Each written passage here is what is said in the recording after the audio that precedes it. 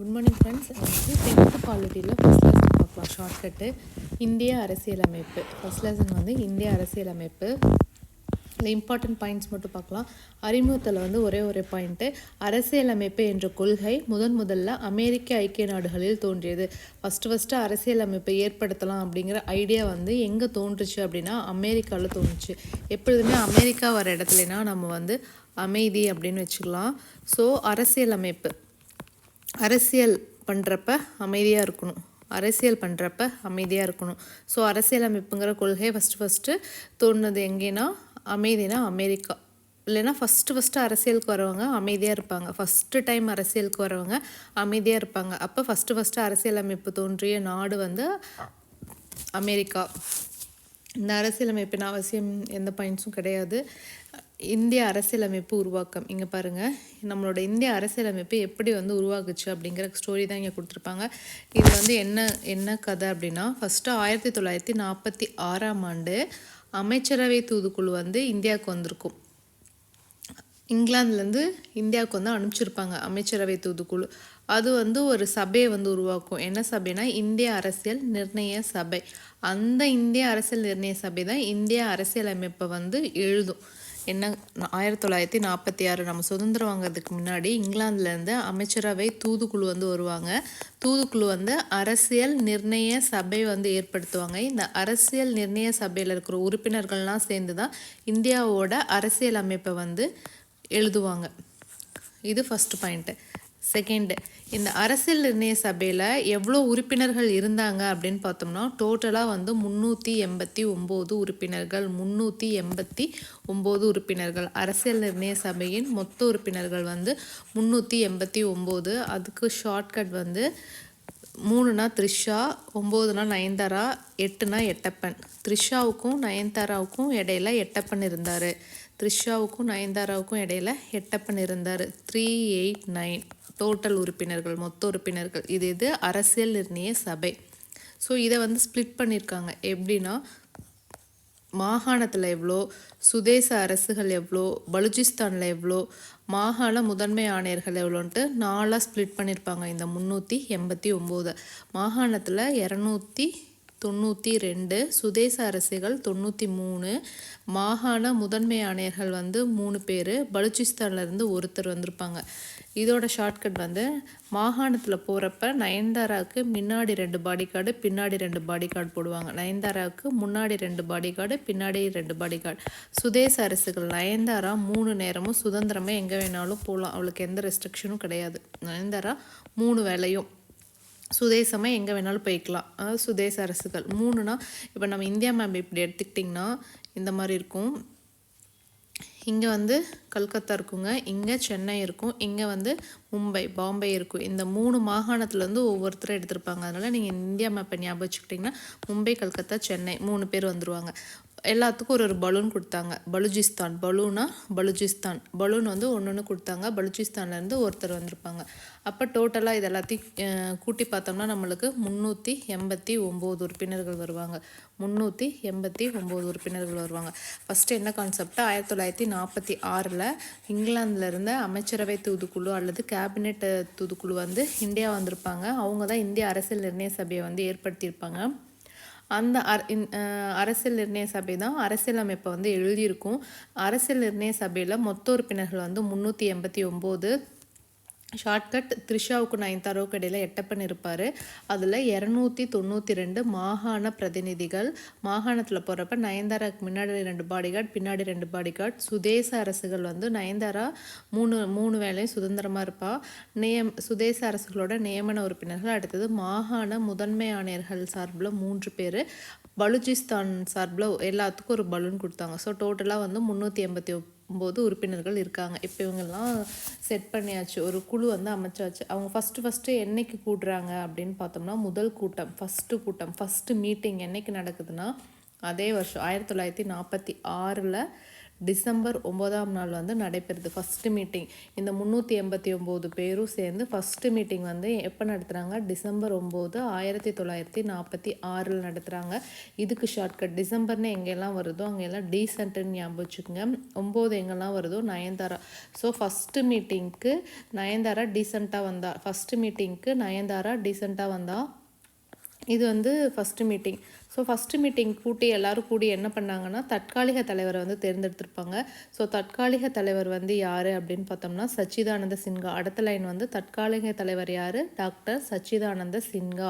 So இது வந்து தற்காலிக தலைவர்னால் தக்காளின்னு ஞாபகம் வச்சுக்கலாம்.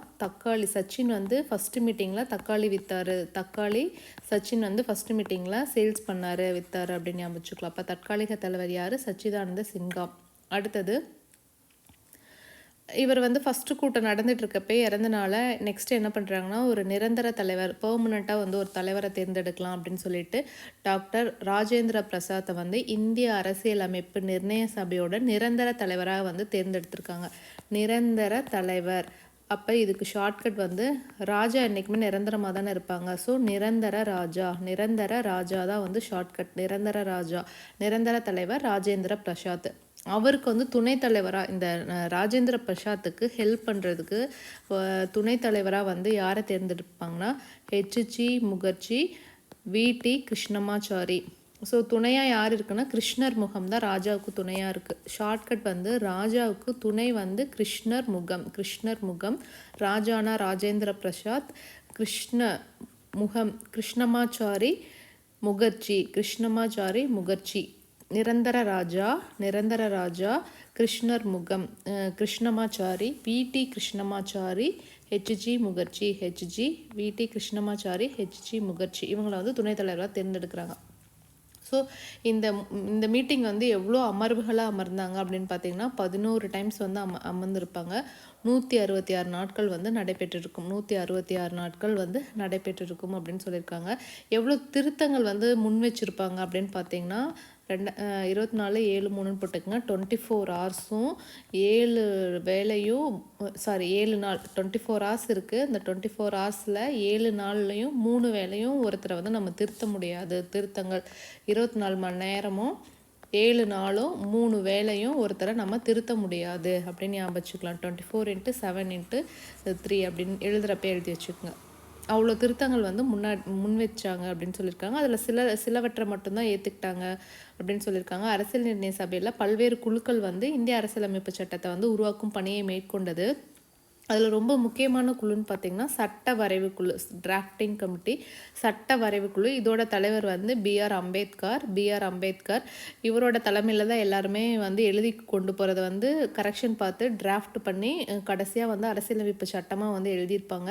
அதனால அம்பேத்கரை வந்து இந்திய அரசியலமைப்பின் தந்தை அப்படின்னு சொல்லி அழைச்சிருப்பாங்க. அம்பேத்கர். ஸோ இந்த ஃபஸ்ட்டு பேஜில் என்னென்ன படித்தோம் ஒரு டைம் ரீகால் பண்ணிக்கலாம். ஃபஸ்ட்டு பாயிண்ட் வந்து அரசியலமைப்பை அப்படின்னு உருவாக்கலாம் அப்படின்னு எங்கேருந்து வந்தது அந்த கொள்கைன்னு பார்த்தீங்கன்னா அமெரிக்காவிலேருந்து வந்திருக்கும். ஷார்ட்கட் வந்து ஃபஸ்ட்டு டைம் அரசியலுக்கு வரவங்க அமைதியாக இருப்பாங்க. அரசியலமைப்பு அமைதியாக இருப்பாங்கன்னா அமெரிக்கா. நெக்ஸ்ட் வந்து இந்திய அரசியலமைப்பு சட்டம் எப்படி உருவாக்குச்சுன்னு அந்த உருவாக்கத்தை பற்றி கொடுத்துருக்காங்க. 1946ஆம் ஆண்டு இங்கிலாந்துலேருந்து அமைச்சரவை தூதுக்குழு வந்து நம்ம இந்தியாவுக்கு வந்து அவங்க வந்து ஒரு இந்திய அரசியல் நிர்ணய சபையை வந்து உருவாக்கியிருப்பாங்க. அந்த இந்திய அரசியல் நிர்ணய சபை தான் நம்ம நாட்டுக்கு தேவையான அரசியலமைப்பு சட்டத்தை வந்து உருவாக்கியிருப்பாங்க. அந்த அரசியல் நிர்ணய சபையில் டோட்டலாக எவ்வளோ உறுப்பினர்கள் இருந்தாங்கன்னா 389. த்ரிஷாவுக்கு நயன்தாராவுக்கு இடையில எட்டப்பன் இருந்தாங்க. அதில் அந்த ஸ்பிளிட்டப் 389 பேரையும் வந்து எப்படி எடுத்திருக்காங்க அப்படின்னு பார்த்தோம்னா மாகாணத்துலேருந்து 292 பேர் எடுத்திருப்பாங்க. நயன்தாரா மாகாணத்துக்கு போனால் 2 பாடி கார்டு முன்னாடி பின்னாடி போவாங்க. சுதேச அரசுகளோட நியமன உறுப்பினர்களாக 93 பேர் எடுத்திருப்பாங்க. நயன்தாரா 3 வேளையும் சுதந்திரமாக சுற்றுவாங்க. அடுத்தது மாகாண முதன்மை ஆணையர் சார்பில் வந்து 3 பேர் எடுத்திருப்பாங்க. அந்த கல்கத்தா, மும்பை, சென்னை அந்த 3லேருந்து ஒன்று எடுத்திருப்பாங்க. பலூச்சிஸ்தான்லேருந்து ஒருத்தர் எடுத்திருப்பாங்க. எல்லாத்துக்கும் ஒரு பலூன் கொடுத்தாங்கன்னு ஞாபகம் வச்சுக்கலாம். இதோட ஃபஸ்ட்டு கூட்டம் வந்து 1946 டிசம்பர் 9ஆம் நாள் நடைபெற்றது. ஃபஸ்ட்டு கூட்டத்துக்கு டீசெண்டாக நயன்தாரா போனாங்க. அதில் சச்சின் வந்து தக்காளி வித்தார். தற்காலிக தலைவர் சச்சிதானந்த திங்கம், நிரந்தர தலைவர் ராஜேந்திர பிரசாத், அவருக்கு துணைத் தலைவர் வி.டி. கிருஷ்ணமாச்சாரி, H.G. முகர்ஜி, கிருஷ்ணர் முகம், நிரந்தர ராஜாவுக்கு துணை கிருஷ்ணர் முகம். டோட்டல் அமர்வுகள் வந்து 11, நடந்த நாட்கள் 166 நாட்கள். எவ்வளோ திருத்தங்களை முன்வைச்சாங்கன்னு பார்த்தீங்கன்னா 24 மணி நேரமும் 7 நாளும் 3 வேளையும் ஒருத்தரை நம்மளால் திருத்த முடியாது. ஸோ இந்த அரசியலமைப்பு சட்டத்தை உருவாக்கும் படையில் ரொம்ப இம்பார்ட்டண்டான கமிட்டி ஒரு குழு அப்படின்னு பார்த்தீங்கன்னா அது சட்ட வரைவு குழு. அதோட தலைவர் வந்து டாக்டர் B.R. அம்பேத்கர். அவரை தான் நம்ம இந்திய அரசியலமைப்பின் தந்தை அப்படின்னு சொல்லுவோம். இந்திய அரசியலமைப்பின் தந்தை அப்படின்னு சொல்லுவோம். இதுதான் ஃபஸ்ட் பேஜ். நெக்ஸ்ட் இது முடிஞ்சது. நெக்ஸ்ட் பேஜுக்கு போகலாம். Next page. ஸோ கடைசியாக இந்த மாதிரி எல்லோரும் உட்காந்து எழுதி கடைசியாக வந்து நம்மளோட கான்ஸ்டியூஷனில் எவ்வளோ அரசியலமைப்பில் எந்த அமைப்பு இருந்துச்சுன்னா ஒரு முகவரை இருந்தது, 22 பாகங்கள் இருந்தது, 395 சட்டப்பிரிவுகள் இருந்தது, 8 அட்டவணைகள் இருந்தது. 8 அட்டவணைகள் இருந்தது. இதை எப்போ ஏற்றுக்கிட்டாங்க அப்படின்னு பார்த்தீங்கன்னா 1949ஆம் ஆண்டு நவம்பர் 26ஆம் நாள் வந்து ஏற்றுக்கிட்டாங்க. பட் நடைமுறைக்கு எப்போ வந்துச்சுன்னா 1950 ஜனவரி 26ஆம் நாள் தான் வந்து நடைமுறைக்கு வந்தது. இந்த நடைமுறைக்கு வந்தனால தான் கான்ஸ்டியூஷன் நடைமுறைக்கு வந்தனால தான் நம்ம இந்திய குடியரசு தினமாக கொண்டாடுறோம். கான்ஸ்டியூஷன் ஏற்றுக்கிட்டாங்களா, அரசியலமைப்பு வந்து அக்செப்டட் பண்ணிக்கிட்டது வந்து நவம்பர் 26. இதுதான் வந்து இந்திய கான்ஸ்டியூஷன் டே அப்படின்னு சொல்லிட்டு செலிப்ரேட் பண்ணுறோம். ஸோ இதில் என்ன சொல்லியிருக்காங்க, எழுதி முடிச்சோடனே அந்த புக்கில் என்ன இருந்துச்சுன்னா ஒரு இண்டெக்ஸ் பேஜ் முகவரை இருந்தது, 22 பாகம் இருந்தது, 395 சட்ட 22 பாகம் 395 சட்டப்பிரிவுகள், 8 அட்டவணைகள் இருந்தது. அதுக்கப்புறம் இதை வந்து எப்போ கம்ப்ளீட் பண்ணாங்கன்னு பார்த்தீங்கன்னா நவம்பர் 26, 1949 கம்ப்ளீட் பண்ணியிருப்பாங்க. பட் எப்போ நடைமுறைக்கு வந்ததுன்னா 1950 ஜனவரி 26. அதை தான் நம்ம குடியரசு தினமாக ஒவ்வொரு வருஷமும் கொண்டாடிட்டு இருக்கோம். அவ்வளோதான். அடுத்தது பிரேம் பிகாரி நரேன் ரைட்டஜா. பிரேம் பிகாரி நரேன் ரைட்டஜா அப்படிங்கிறவர் இந்த இந்திய அரசியலமைப்பு சட்டத்தை இத்தாலிய பாணியில் அவரது கைப்பட எழுதியிருப்பார். என்ன பாணினா இத்தாலிய பாணி, கையாலே எழுதியிருப்பார். யாருன்னா பிரேம் பிகாரி நரேன் ரைட்டஜா. ஷார்ட்கட் வந்து இத்தாலின்னு வர இடத்துலனா வந்து நம்ம தாலி அப்படின்னு வச்சுக்கணும். ஸோ தாலியை வந்து ஃப்ரேம் பண்ணி வை, தாலியை வந்து ஃப்ரேம் பண்ணி வை. இத்தாலினா தாலி, தாலியை ஃப்ரேம் பண்ணி வை. அதுதான். அடுத்தது இதோட சிறப்பு கூறுகள் வந்து சொல்லியிருக்காங்க. எழுதப்பட்ட அனைத்து அரசியலமைப்புகளை விடவும் மிகவும் நீளமானது, நம்மளோடது மிகவும் லென்த்தியானது. அதுக்கப்புறம் கருத்துகள் வந்து பல்வேறு நாடுகளோட அரசியலமைப்பில் 60 நாடுகள்லேருந்து வாங்கியிருப்பாங்க. 60 நாடுகள்லேருந்து எடுத்து நம்மளோட அரசியலமைப்பை உருவாக்கியிருப்பாங்க. இது நெகிழா தன்மையும் இருக்கும், நெகிழும் தன்மையும் கொண்டதாக இருக்கும். கூட்டாட்சி முறை அரசாங்கத்தை வந்து ஏற்படுத்துகிறது. இது வந்து ஒரு சமய சார்பற்ற நாடு. எந்த சமயத்தையும் வந்து அரசு மதமாக அதை அங்கீகரிக்காமல் சமய சார்பற்ற நாடாக இருக்குது. சுதந்திரமான நீதித்துறையாக இருக்குது. 18 வயசு வந்தவங்க எல்லாருமே வந்து வாக்குரிமை செலுத்தும் அதிகாரம் வந்து வழங்கியிருக்காங்க. இதை வந்து